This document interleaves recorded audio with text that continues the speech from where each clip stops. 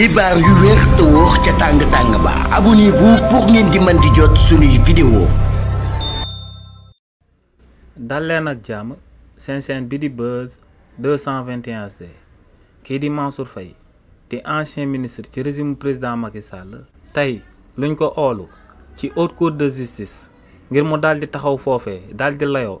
jëmale ko si luñ ko daal di jiiñ te mu daal di concerné coowal luubalu alalu askan wi te mu daal di toll ci 2 milliards de francs CFA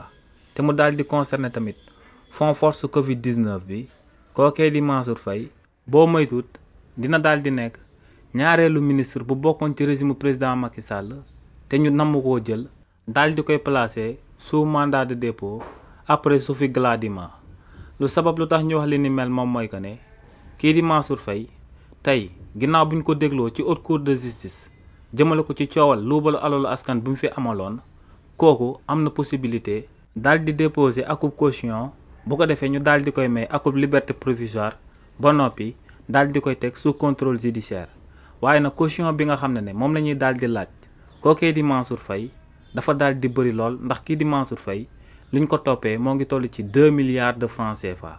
léegi nag ci coow loolee kii di Mansour Faye même bu fekkee ne moo ngeeg lu tolloog 2 milliards de francs CFA te loolee sénégalais yëpp daal dinañ koy xam ndax ferme bi nga xam ne moom la jëndal doomam bu jigéen bi rek daal dinay wees 2 milliards jàpp 5 milliards de francs CFA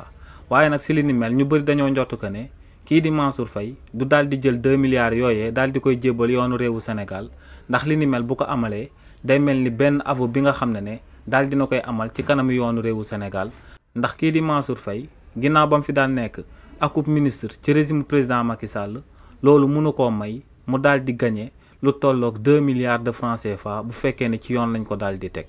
donc kii di Mansour Faye tey am na ay possibilités yu bëri yu mën a daal di sabab mu daal di teeree ci kaso bi ndax boo moytut du nangoo fay caution bi te loolee dina daal di sabab ñu daal di koy tëj daal di koy placer sous mandat de dépôt comme niñ ko amale woon jëmale ko ci jëmm Sophie Gladima démb ci réew mi di Sénégal. xibaar yu wér te wóor ca tàng ba abonnez-vous pour ngeen di mën di jot suñuy vidéo.